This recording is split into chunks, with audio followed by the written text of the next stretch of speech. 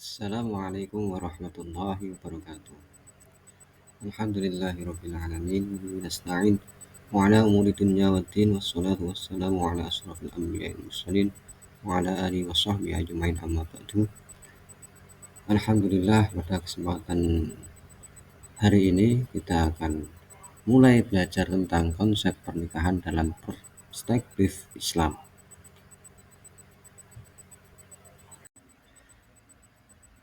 Pertama kali yang harus kita kenali tentang pernikahan itu adalah mengenai definisi pernikahan itu sendiri. Jadi pernikahan dalam Islam disebut sebagai nikah, yang secara etimologis berarti penghimpunan atau penghubungan, yang secara istilah adalah akad yang menghalalkan hubungan antara laki-laki dan perempuan, membentuk hubungan rumah tangga, dan menetapkan hak serta kewajiban suami istri sesuai syariat Islam. Selanjutnya yaitu di dalam konsep pernikahan itu sendiri kita harus memahami apa itu dasar hukum pernikahan atau mengenai dalil yang secara nakli, yaitu yang tertera di dalam Al-Quran maupun yang ada di dalam hadis Nabi Muhammad. Sesungguhnya pernikahan itu memang sudah diatur dan dijelaskan di dalam Al-Quran, yaitu Al-Quran surat An-Nur ayat 32 dan juga Al-Quran surat Ar-Rum ayat 21. Sementara di dalam hadis Nabi Muhammad SAW bahwa Kanjeng Nabi itu telah menerangkan tentang bagaimana seseorang itu diperkenankan dan diperbolehkan untuk melakukan akad nikah.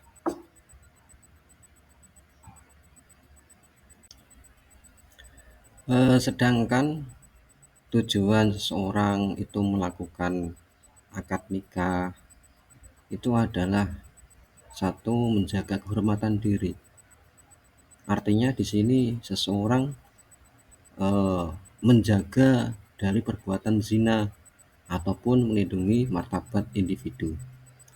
Sehingga yang namanya pernikahan ini adalah sarana yang halal untuk menyalurkan fitrah manusia terhadap lawan jenisnya, tidak melakukan hal-hal yang diharamkan sesuai syarak.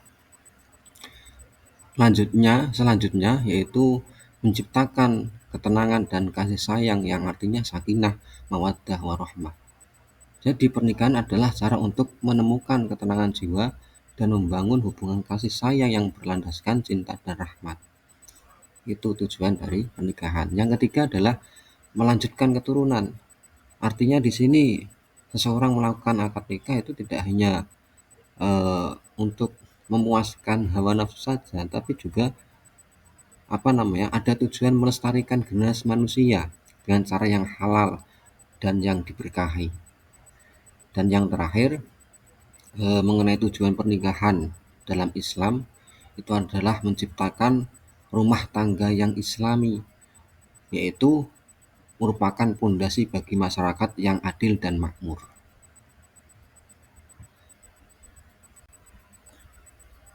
Selanjutnya yaitu mengenai rukun dan syarat nikah, bahwa kita mengetahui yang namanya nikah itu adalah ibadah, sehingga yang namanya ibadah itu mestinya di dalamnya ada rukun dan syarat yang harus dipenuhi.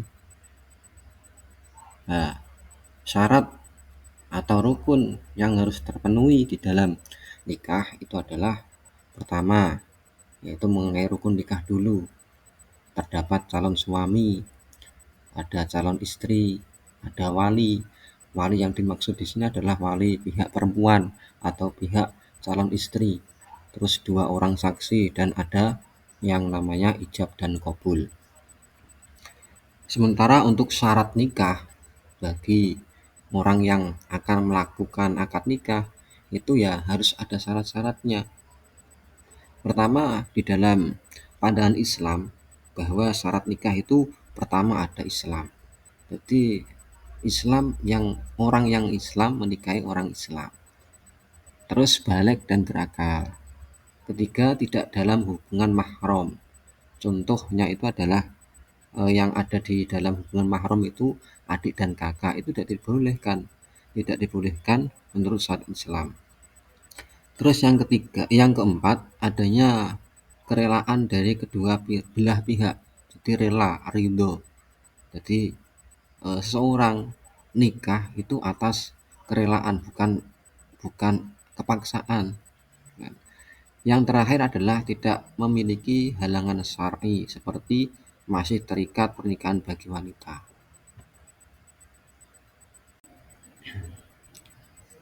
Dalam hubungan pernikahan, supaya antara suami dan istri itu tetap menjalin hubungan yang harmonis, hubungan yang baik, maka perlu yang namanya mengetahui hak dan kewajiban masing-masing suami dan istri itu. Sementara di sini akan kita jelaskan tentang hak dan kewajiban suami dan hak dan kewajiban istri. Yang pertama, hak dan kewajiban suami yang harus dilakukan itu adalah menafkahi istri secara lahir maupun batin. Kedua, memberikan perlindungan dan kasih sayang. Ketiga, memimpin rumah tangga dengan adil dan bijaksana. Sementara untuk hak dan kewajiban seorang istri itu adalah taat kepada suami dalam perkara yang ma'ruf, perkara yang baik, mengelola rumah tangga dan mendidik anak-anak, menjaga kehormatan diri dan harta suami. Sementara untuk keutamaan menikah dalam Islam, artinya di sini kalau dibandingkan dengan menjomblo, jadi menikah itu ada keutamaannya, ada sisi keutamaannya. Pertama di sini yang namanya menikah itu akan bisa menyempurnakan agamanya.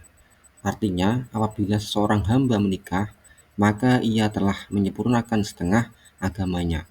Maka bertakwalah kepada Allah pada setengah yang tersisa. Artinya ini di sini itu sudah ada hadis yang diterangkan oleh Kanjeng Nabi. Kemudian yang kedua adalah pahala yang berlimpah. Jadi seorang menikah itu akan mendapatkan pahala yang berlipat kalau dibandingkan dengan orang yang masih jomblo. Jadi ibadah-ibadah yang dilakukan oleh seseorang yang sudah menikah, entah sholat, entah puasa atau yang lain sebagainya, ini akan dilipat gandakan. Jadi amal-amal kebaikannya itu akan dilipat gandakan. Yang ketiga adalah menjaga dari godaan setan. Artinya bahwa menikah dapat menjauhkan seseorang dari dosa dan mendekatkan kepada ketaatan. Itu tujuan atau keutamaan dari menikah dalam Islam. Yang terakhir, thank you very much. Terima kasih atas segala perhatiannya. Semoga sedikit penjelasan dari saya tentang konsep pernikahan dalam perspektif Islam ini dapat memberikan kemanfaatan bagi kita semua. Akhiran dari saya, wallahul muwaffiq ila aqwamit thoriq. Wassalamualaikum warahmatullahi wabarakatuh.